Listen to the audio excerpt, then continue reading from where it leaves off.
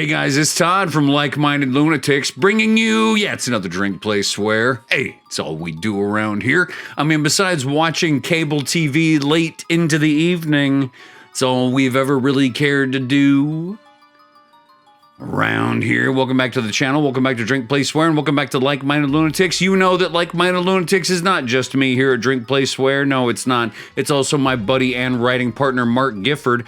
Bang, he does the Friday night videos there. Check it out. It's the best stuff on the channel, the best stuff on YouTube as far as I'm concerned. And bang, if you haven't hit that subscription button already, please subscribe to Like Minded Lunatics so we can see how big this family of like-minded weirdos, degenerates, ne'er-do-wells, and runaways is getting. It gets bigger every day, and that excites us. It really does encourage us. So thank you for being here. All right, what is it that we do here at Drink, Play, Swear? Well, it's exactly what it sounds like. Play a game, usually a classic one. I pair it with a beverage. Oh, yeah, and we tell stories as well. We do. We tend to tell stories. What are we playing today? Well, bang, right on time.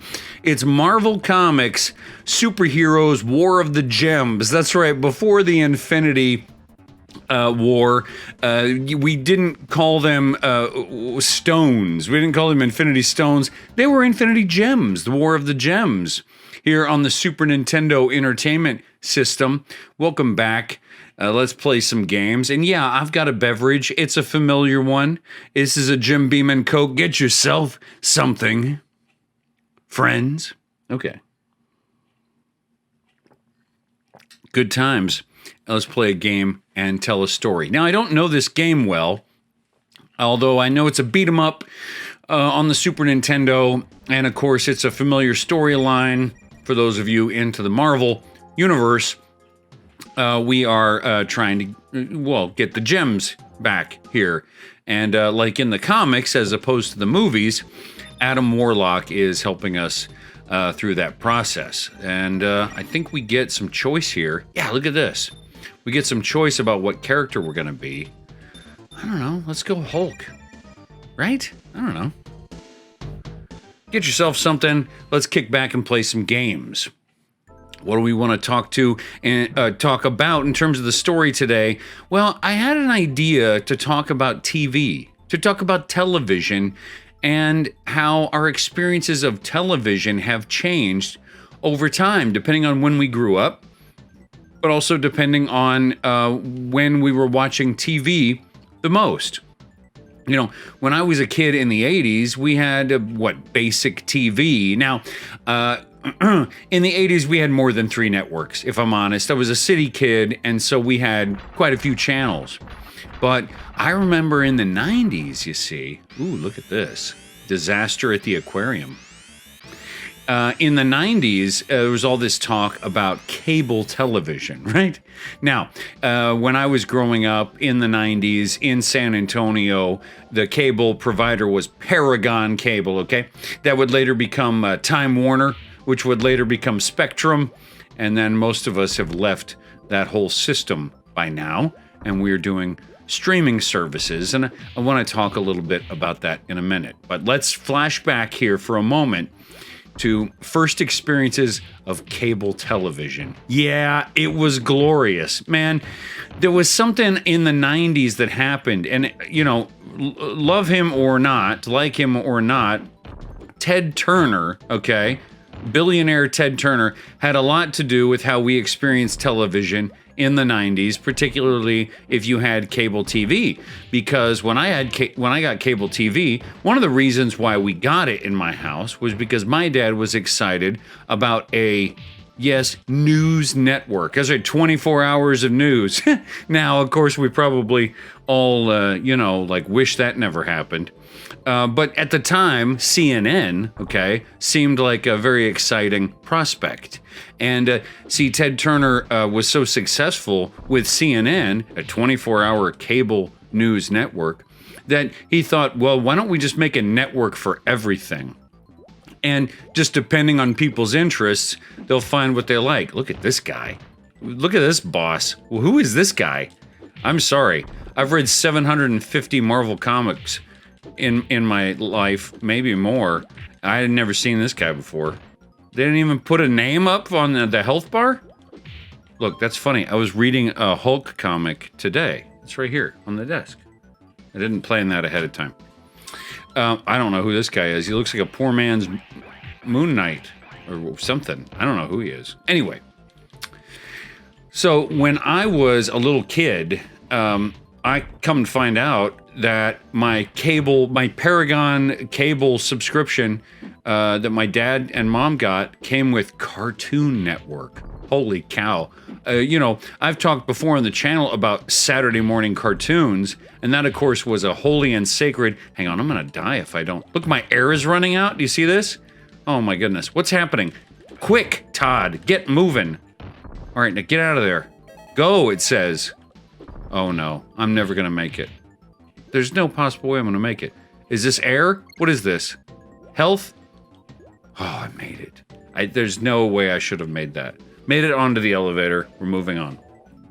Anyway, I said in the past, growing up, Saturday morning cartoons was such a big deal. And then cartoons changed, not just because,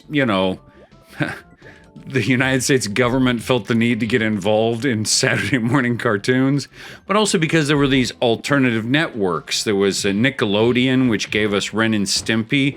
There was MTV, which gave us Liquid Television, Beavis and Butthead, The Max, and more. It was all kinds of options for us in the 90s. But then here comes Cartoon Network. Now, Cartoon Network was interesting at first, because they didn't have their own original programming. And so even though you had 24 hours of cartoons, which sounds exciting for a kid, I'm sure as a developer or as an owner of a channel, you're like, how am I going to fill 24 hours for cartoons? Because you think about, what is this? Hawkeye is trying to smoke me? What's going on here? Is this really Hawkeye killing me? That's going to be the end of the Hulk, is Hawkeye? I'm sorry. I respect Jeremy Renner, but I am not afraid of Hawkeye. Ugh. There's a second Hawkeye? What is happening in this game? I have no idea. We'll pause for a beverage and a chat. Station identification. Okay. Yeah, I died. I don't care that I died. I'm having a good time with my friends here. So, Cartoon Network. What was bizarre about that is who were the big cartoon producers in the old days, right?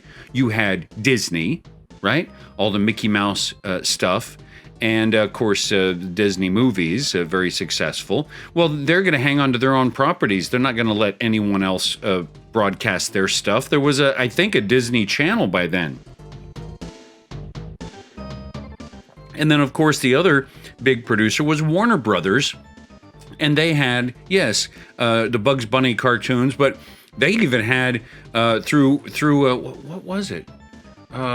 Fox. I think Fox did the Tiny Toon Adventures and all that Warner Brothers stuff in the 90s, right?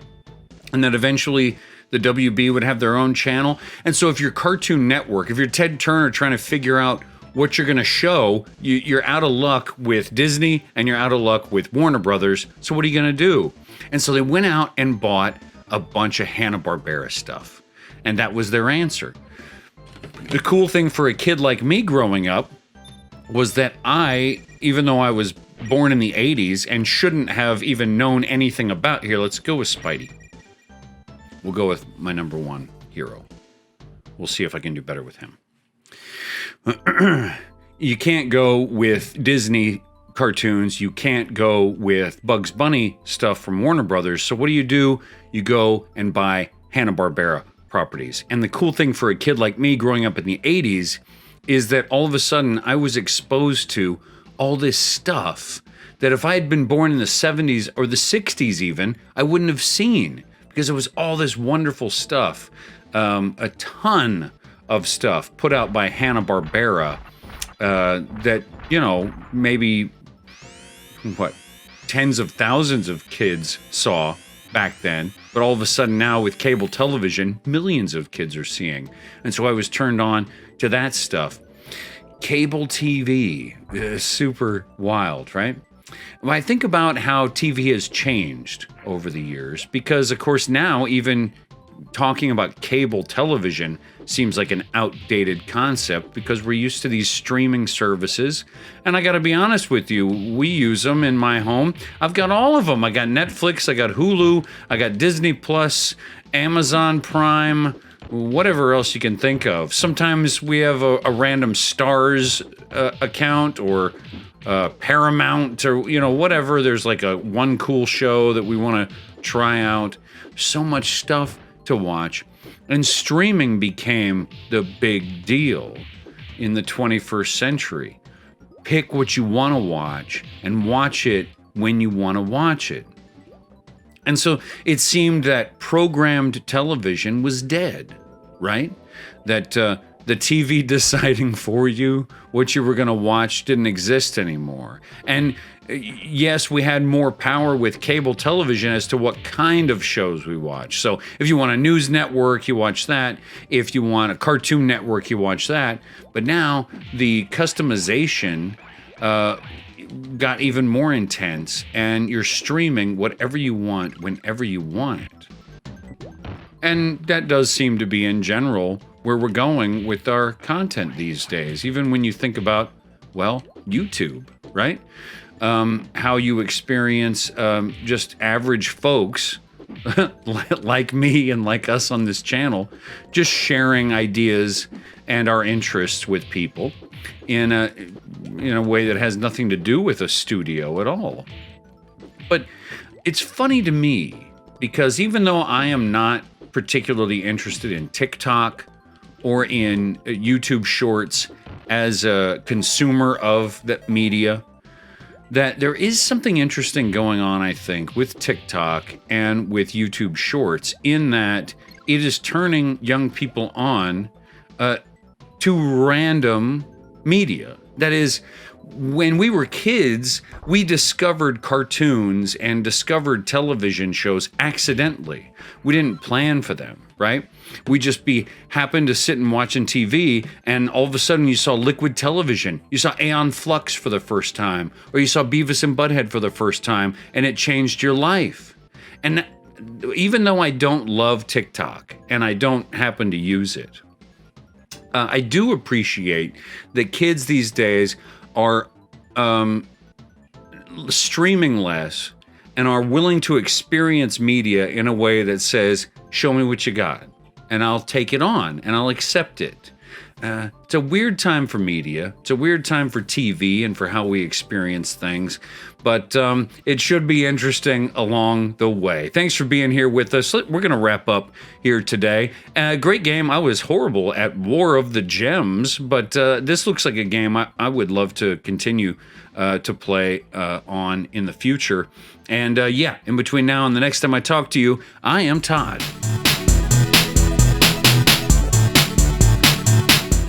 Oh, see ya.